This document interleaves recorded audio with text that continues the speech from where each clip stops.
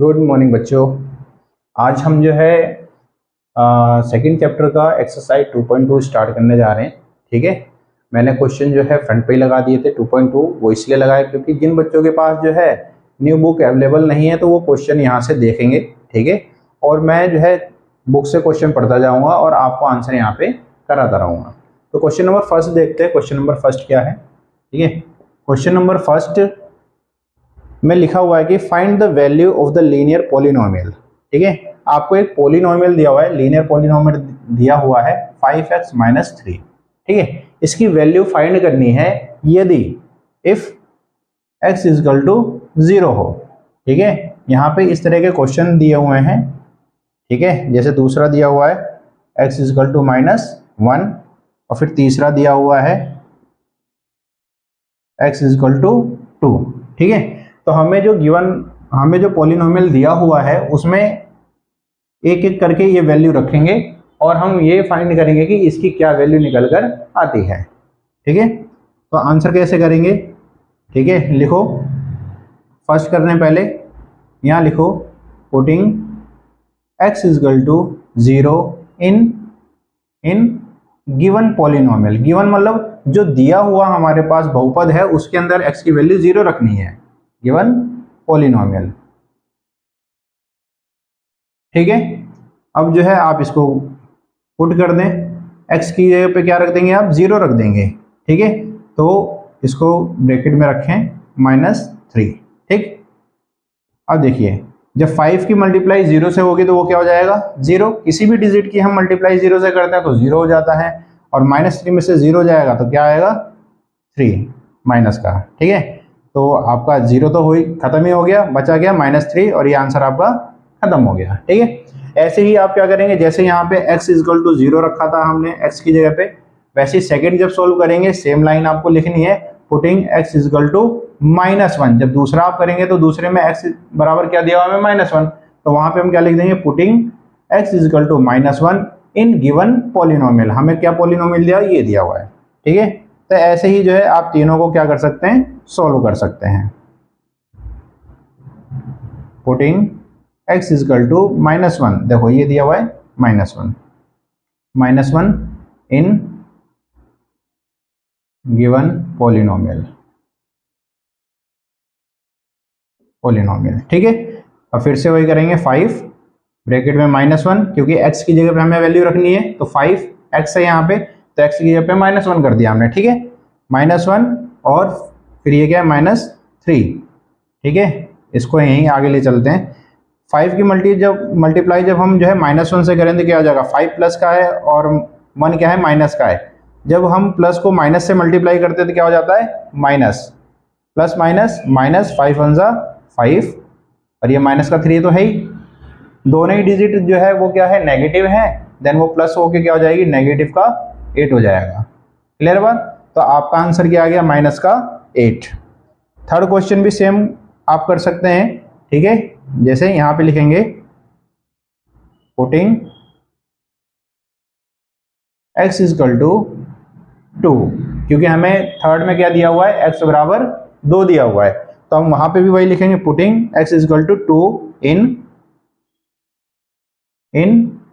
Given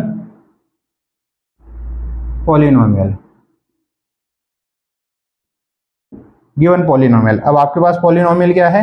हमें मालूम है।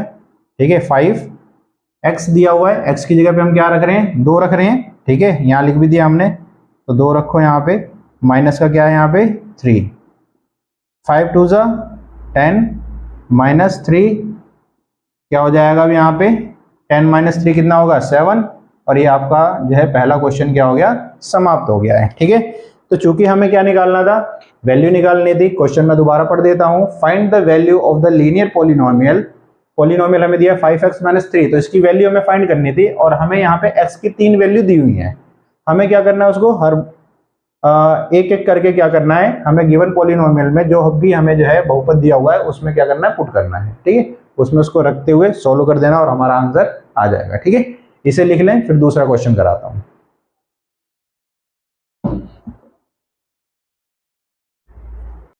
अब हम क्वेश्चन नंबर 2 देखते हैं। क्वेश्चन नंबर 2 भी पहले की ही तरह है। जैसे पहले पे हमें जो है गिवन पॉलिनोमियल, हमें एक पॉलिनोमियल दिया हुआ था, एक बहुपद दिया हुआ था, और उसको उसमें जो है हम वैल्यू पुट कर रहे थे और आंसर निकाल रहे थे, ठीक है, उसकी वैल्यू प्राप्त कर रहे थे, ठीक है। ऐसे क्वेश्चन नंबर 2 भी है। इसमें क्या लिखा है मैं आपको बोल देता हूँ, क्वेश्चन पढ़ देता हूँ। Find the value of the quadratic polynomial. हमें यहाँ पे क्या दिया है, क्वाड्रेटिक पॉलिनोमियल दिया हुआ है। मैंने आपको जो है पहले वीडियोस में ये बताया था कि क्वाड्रेटिक पॉलिनोमियल क्या होते हैं। क्वाड्रेटिक पॉलिनोमियल वो होते हैं जिसमें वेरिएबल का हाईएस्ट जो डिग्री होती है वो 2 होती है, ठीक है। तो यहाँ पे एक जो है क्वाड्रेटिक पॉलिनोमियल दिया हुआ है क्वेश्चन नंबर 2 में। एक क्वाड्रेटिक पॉलिनोमियल दिया हुआ है 7s square minus 4s plus में 6, ठीक है, ये हमें गिवन है। अब हमें यहाँ पे जो है इसकी वैल्यू फाइंड करनी है। जैसे पहले में आपको क्या रखना है, s इजकल टू क्या रखना है 0। दूसरा इसमें है s equal to -3 and third इसके अंदर क्या है s इजकल टू 4, ठीक है। तो जैसे फर्स्ट क्वेश्चन हमने करा था कि जो है यहाँ पे पहले में x था, x की वैल्यू इसमें रख रहे थे हम और आंसर निकाल लेते। सेम क्वेश्चन ये भी है, बस यहाँ पे क्या है, वेरिएबल के रूप में हमारे पास s दिया हुआ है, ठीक है। तो s की वैल्यू रखते जाओ और आंसर निकालते जाओ, ठीक है। चलो सॉल्व करते हैं इसको। आंसर फर्स्ट लिखते हैं। यहाँ पे क्या लिखोगे, सेम लाइन आएगी यहाँ पे, putting s equal to 0 in given quadratic polynomial. Quadratic polynomial, ठीक है, क्योंकि ये क्वाड्रेटिक है, हाईएस्ट पावर 2 है, इसलिए क्वाड्रेटिक पॉलिनोमियल उसने क्वेश्चन में भी बोला, तो आप भी लिखेंगे इसको, ठीक है। तो आप जो है पॉलिनोमियल को लिख लो। यहाँ पे s स्क्वायर है। पहले मैं आप पूरा का पूरा जो है क्वाड्रेटिक पॉलिनोमियल लिख रहा हूँ, आफ्टर देन इसको पुट करेंगे। देखो s की जगह पे हमें क्या रखना है, 0 रखना है। जहाँ जहाँ है ये है, तो ये देखो s था, s स्क्वायर है, यहाँ पे 0 रख देंगे, इसका स्क्वायर -4, यहाँ 0 प्लस 6, ठीक है। 0 का स्क्वायर 0 ही होगा, और 0 की मल्टीप्लाई जब हम किसी डिजिट से करते हैं तो वो क्या हो जाता है 0। सेम कंडीशन यहाँ पे आ जाएगा, 4 की मल्टीप्लाई 0 से करेंगे तो ये भी क्या हो जाएगा 0। बचा गया हमारे पास 6, तो हमारा आंसर क्या हो गया 6। ये आपका आंसर खत्म हो गया। क्वेश्चन बहुत ईजी है, आप जो है अगर थोड़ा सा ध्यान देंगे तो बहुत जल्दी समझ जाएंगे, ठीक है। चलो क्वेश्चन नंबर 2 देखते हैं। इसका सेकंड उसमें कहता है कि हमें पुट क्या करना है, s इजकल टू -3, ठीक है। यहां लिख सकते हैं आप, putting s equal to -3 in given quadratic polynomial, ठीक है। अब 7s स्क्वायर -4s प्लस 6, ठीक है। यहाँ पे वैल्यू पुट कर देते हैं। s की जगह पे क्या रखना था हमें, -3 का होल स्क्वायर, क्योंकि s का स्क्वायर है तो -3 का भी होल स्क्वायर हो जाएगा, 4 फिर -3, s की जगह पे फिर से रख दिया और आ गया 6, ठीक है। ओके 7, तो 7 ही रहेगा, ब्रैकेट के बाहर है, इसका मतलब 7 की मल्टीप्लाई ब्रैकेट के अंदर हो रहा है। अब 3 का स्क्वायर करेंगे हम, किसका स्क्वायर करेंगे 3 का। जब भी माइनस की डिजिट हो और उसका स्क्वायर हो तो माइनस प्लस में कन्वर्ट हो जाता है, और 3 का स्क्वायर करेंगे क्या हो जाएगा 3 3 9, ठीक है। 3 का स्क्वायर क्या होगा 9। यहाँ पे क्या होगा, देखो माइनस की मल्टीप्लाई माइनस की डिजिट से हो रही है तो माइनस माइनस प्लस, 4 3 12, 4 3 12, और ये प्लस का 6 है हमारे पास, ठीक है। इसी को आगे ले चलते हैं। 7 की 9 से मल्टीप्लाई करो कितना हो जाएगा, 7 9 63, प्लस में 12 है यहाँ पे, प्लस 6, सबको जोड़ दो और आंसर आया। चलो जोड़ के बताओ कितना आ रहा है, बताओ आंसर बताओ इसका जल्दी से।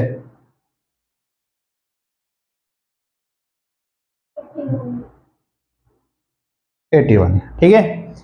तो जो है ये जो मैंने आपसे कहा कि जल्दी से जोड़ के बताओ, तो ये तुरंत आपके जो है यूं कैलकुलेशन होनी चाहिए, ठीक है, ठीक है। इनको जोड़ा 81 आ गया, आपका आंसर खत्म हो गया, ठीक है। ऐसे ही आप जो है थर्ड को भी ऐसे ही करेंगे, ठीक है। आपको क्या करना है, s इजकल टू 4 को इसमें पुट कर देना, आंसर निकाल देना है। क्लियर है? इसे ये समझ लो आपका होमवर्क आप करना।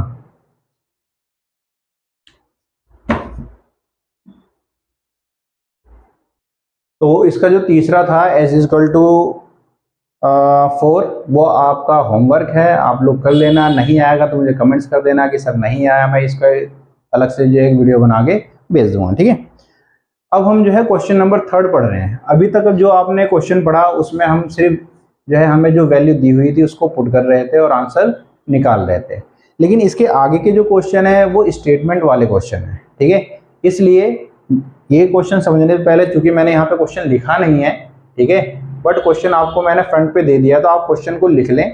ठीक है, उसके बाद करें काम को। ठीक है, तो बच्चों 2 क्वेश्चन आपको मैंने समझा दिए हैं, अब ये तीसरा क्वेश्चन है। ठीक है, तीसरे क्वेश्चन को करने से पहले आप ध्यान रहे कि क्वेश्चन को आपको पढ़ के उसे समझना है। अगर क्वेश्चन समझ में नहीं आया तो आप कभी भी जो है स्टेटमेंट नहीं बना पाएंगे, पहली बात। दूसरी बात, फिर वो जो है सॉल्व नहीं होगा, उसमें छोटी छोटी गलतियां होंगी। ठीक है, तो चूंकि मैं क्वेश्चन पढ़ रहा हूँ, आप उसको ध्यान से सुनेंगे और फिर जो है आप भी पढ़ के उसे जो है करने की कोशिश करेंगे। यहाँ लिखा हुआ है the present age of Salil's mother, Salil की मदर की जो वर्तमान आयु है इस 3 टाइम्स सलील्स प्रेजेंट एज। ठीक है, सलील की मोम जो माँ है, सलील की मोम की आयु सलील की वर्तमान आयु की 3 गुना है। ठीक है, समझ रहे हो मैं क्या कह रहा हूँ? सलील की माताजी जो है उनकी वर्तमान आयु उनके बेटे अर्थात सलील की उम्र की 3 गुनी है। ठीक है, तो पहले आधा आधा क्वेश्चन पढ़ते जाओ और स्टेटमेंट बनाते जाओ, अपने आप ही जो है आंसर आ जाएगा। ठीक है, तो यहाँ पे अगर हम आंसर को करते हैं तो सबसे पहले हम क्या करेंगे, सलील की उम्र मान लेते हैं। ठीक है, late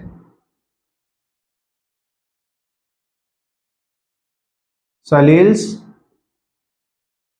present age be x.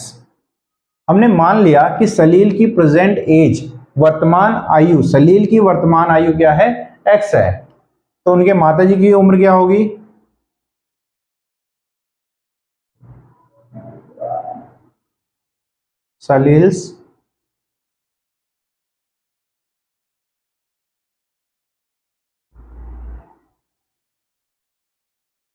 सलील्स mother's present as क्या हो जाएगी, बी 3x। ठीक है, फिर सलील की उम्र जो है वो क्या है, x है, सलील की माताजी की उम्र क्या हो जाएगी, 3x। क्योंकि क्वेश्चन क्या कह रहा है, क्वेश्चन कहता है कि the present age of Salil's mother is 3 times Salil's present age. Salil की माँ जी का जो माँ की उम्र जो है वो सलील की उम्र की 3 गुनी है, तो सलील की उम्र x है तो उनकी माताजी की उम्र क्या हो जाएगी, 3x हो जाएगी। क्लियर है बात? अब आ जाते हैं हम क्वेश्चन के दूसरे पार्ट पे। 5 ईयर्स आफ्टर 5 ईयर्स, मतलब कि आज से 5 साल बाद। ठीक है, यहां लिखो आफ्टर 5 ईयर। ठीक है, आफ्टर 5 ईयर फिर से हम क्या करेंगे, सलील की एज मानेंगे। ठीक है, आफ्टर 5 ईयर एज ऑफ सलील, सलील की उम्र क्या हो जाएगी, जब हम 5 साल बाद की, आज मान लो कि आज मेरी उम्र है 21 साल, तो आज से 5 साल बाद मेरी उम्र कितनी होगी, 21 में 5 जोड़ देंगे, है नहीं? तो अगर बाद में आए तो हमेशा क्या होगा, वो प्लस होगा। अगर आ जाए कि आज से 3 साल पहले मेरी उम्र क्या थी, ठीक है, तो आज जो उम्र है उसमें 3 साल पहले की बात करेंगे, एगो 3 ईयर एगो, मतलब पीछे जा रहे हैं तो उसमें हम माइनस करेंगे। ठीक है, तो चूंकि यहाँ पे आफ्टर है, बाद में, ठीक है, age of Salil after 5 year age of Salil, 5 साल बाद सलील की उम्र कितनी हो जाएगी, हमने प्रेजेंट एज x माना था तो x में 5 जोड़ देंगे। क्लियर बात? फिर उनकी माताजी की उम्र आज से 5 साल बाद क्या हो जाएगी, देखो एज ऑफ हिज मदर, उसकी मोम की आयु कितनी हो जाएगी, उसकी मोम की प्रेजेंट वर्तमान आयु कितनी है, 3x है, 5 साल बाद क्या हो जाएगा, 5 उसमें प्लस हो जाएगा। ठीक है, अब यहां पे आ जाता है अकॉर्डिंग टू क्वेश्चन। ठीक है, प्रश्नानुसार, अकॉर्डिंग टू क्वेश्चन। वो क्वेश्चन क्या कहता है, after 5 year their ages will add up, 5 साल बाद अगर उनकी उम्र को जोड़ देते हैं तो वो 70 साल के बैठते हैं। दोनों की उम्र को अगर जोड़ देते हैं तो कितना बैठ रहे हैं, 70 साल। तो 5 साल बाद उनकी उम्र इतनी थी, इन दोनों को जोड़ते हैं, x + 5 प्लस कर दिया हमने 3x + 5, और ये टोटल किसके हैं, 70 के बराबर है। तो उनकी प्रेजेंट एज ज्ञात करिए। तो सबसे पहले हम इसको सोल्व कर लेंगे। हमारे पास x की वैल्यू आ जाएगी, x की वैल्यू यहाँ पुट करोगे और आपका आंसर आ जाएगा। चलो जी, तो इसको सोल्व करो। तो कुछ समझ में आ रहा है मैं क्या कह रहा हूँ कि जो है पहले 5 साल बाद उनकी उम्र कितनी होगी ये निकाल लिया। अब इनको जोड़ रहे हैं क्योंकि ये क्वेश्चन में ऑलरेडी दिया हुआ है हमें, their ages will add up to 70 year. अगर 5 साल बाद दोनों की उम्र को जोड़ते हैं तो उनकी उम्र इतनी होती है, इसलिए हमने क्या करा, 5 साल बाद उनकी उम्र क्या होगी ये पता करा है और देन जोड़ दिया है। क्लियर है? चलो जी, इनको करो। हम ब्रैकेट्स को ओपन करेंगे, x + 5 plus 3x + 5 equal to 70। देखो x और 3x कितना हो जाएगा, 4x हो जाएगा, प्लस 5 और 5 10, 70 आ गया। 4x को यहीं रोको, 70, ठीक है। 10 उधर जाके क्या हो जाएगा, माइनस का होगा। वेरिएबल वाली डिजिट एक तरफ हो जाएगी और बिना वेरिएबल वाली डिजिट एक तरफ हो जाती है। हमेशा ध्यान रखना, कोई भी डिजिट जब वो जो है इक्वल के उस तरफ जाता है या इक्वल से इस तरफ आता है, वो अपनी साइन को चेंज करेगा। जैसे ये 10 है, प्लस का 10 है, प्लस का 10 इक्वल के उधर जा रहा है, बराबर के उस तरफ जाएगा तो वो उधर जाके क्या हो जाएगा, माइनस का हो जाएगा। क्लियर है बात? चलो अब इसको उधर ले जा रहे हैं। तो देखो यहाँ पे 4x बराबर 70 - 10, ठीक है। तो 4x 70 में से 10 चला गया, कितना बचेगा, 60 बच जाएगा हमारे पास, ठीक है। अच्छा 4 और x की क्या हो रही है, मल्टीप्लाई हो रही है। तो ये भी रूल्स आपको पता होगा कि मल्टीप्लाई वाली डिजिट जब भी इक्वल के उस तरफ जाएगी तो वो कहाँ चली जाती है, वो चली जाती है डिवाइड में, ठीक है। ये बेसिक रूल्स हैं जो आपने 6वीं 7वीं से पढ़ते आए होंगे या पढ़ा होगा, नहीं पढ़ा होगा तो मैं आपको क्लियर करवा दूंगा, डोंट वरी। क्लियर है बात? चलो तो 4 चला जाएगा डिवाइड में, और जब इसे काटोगे आप 60 को 4 से काट दो, कितना आ जाएगा, 15। अर्थात सलील, देखो x बराबर 15 आ गया। हमने प्रेजेंट एज x माना था, किसकी उम्र है ये, सलील की। तो सलील की उम्र कितनी हो गई, 15 साल, और उसकी माता जी की उम्र कितनी होगी, ये देखो 3x। तो यहां पे लिख दो आप, Salil's present age equal to x था, और ये x कितना आया, 15 साल का है वो, ठीक है। और उनकी सलील्स मदर की एज कितनी है, सलील्स